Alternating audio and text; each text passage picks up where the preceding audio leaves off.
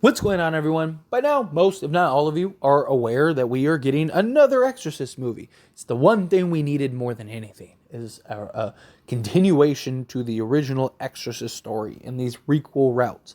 In case you didn't notice, that was sarcasm. But nonetheless, it's a movie that's being made, and we will see how it goes. I'm curious to see if this is just another run-of-the-mill possession-style film that just uses cheap tricks and the typical norm that we see with all of these films, or if there is some creativity, or how do they approach it, how are they going to go about it, how are they going to tell this story. David Gordon Green did the same thing with Halloween, and I'm not going to lie, I wasn't really a fan of the overall trilogy. I liked Halloween 18, and I wasn't a fan of Halloween Kills, and I thought Halloween Ends was a disaster and shouldn't have been a movie. But nonetheless, they ended up making that, and they did it, and now they're going to do the same thing with The Exorcist. They are making a trilogy. We know it's a trilogy. My guess is this is the establishment film. My guess is that this is the film, and the reason it's why it's called The Believer is because the dad is probably not a believer in the paranormal and demons and stuff, and then at some point towards the end, they end up the revelation of him, okay, like this is real. And I could see David Gordon Green kind of following the Halloween route, where the first film is the establishment and build up of the characters, and then it kind of ends on just some craziness, and then that leads into like a jam-packed, like bam, bam, bam, bam, bam style movie where just heads are spinning, vomits flying across the room, and then you go, and then that leads into the kind of conclusion film, right? Where everything kind of wraps up, and then you maybe have like an ominous cliffhanger ending or something like that, right? Like that's kind of my guess how this is going to play out. But one of the big things is we saw in these requels, and we saw with the Halloween franchise, is the incorporation of legacy characters. That's kind of a trend right now, right? We got like Sally in Texas Chainsaw Massacre. We got Dewey, Gail, and Sydney in the Scream films. Scream 6, we didn't get Sydney, and Dewey died. Spoiler if you haven't seen Scream movies, but they've been out long enough. And right, this is the trend. Halloween, you got all of the supporting characters. You're in this position of like, okay, you get a requel, you get this continuation, you're going to get the legacy characters. And we know Ellen Burstyn is back as Chris McNeil. She's going to be in this film. There's even a scene in a little trailer. You see how that goes.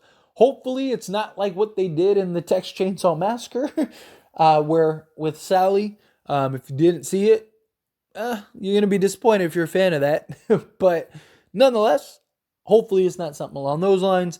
And you actually get some build up and some character development, right? People are stoked about that. But the biggest question is like, what's going to happen with Linda Blair?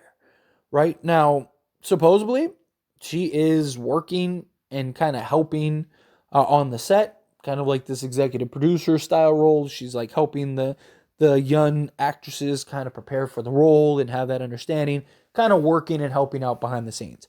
There is no way they're doing a trilogy and Linda Blair isn't a part of this. My guess, and this is just a guess, I don't know, we get a little cameo of her at the very tail end, and then she has a more prominent role in part 2 and maybe even part 3. That's kind of my guess. I think, and again, I don't know this, so if this does happen, sorry, but my guess, just based on how these requels go, you're going to have Ellen, Chris. She's going to be a part of it. She's going to have, a good chunk of the film. She's going to die. And then that'll lead Linda Blair into having to return as Reagan, right? And she'll come in and she'll be a fixture, and then she'll kind of be the one that helps. Right? Or maybe something happens like Chris ends up in the hospital. Maybe she doesn't die, but she ends up in the hospital because she's too old and whatever. And then Reagan goes and visits, and what's going on, what happened, blah, blah, blah, blah. And,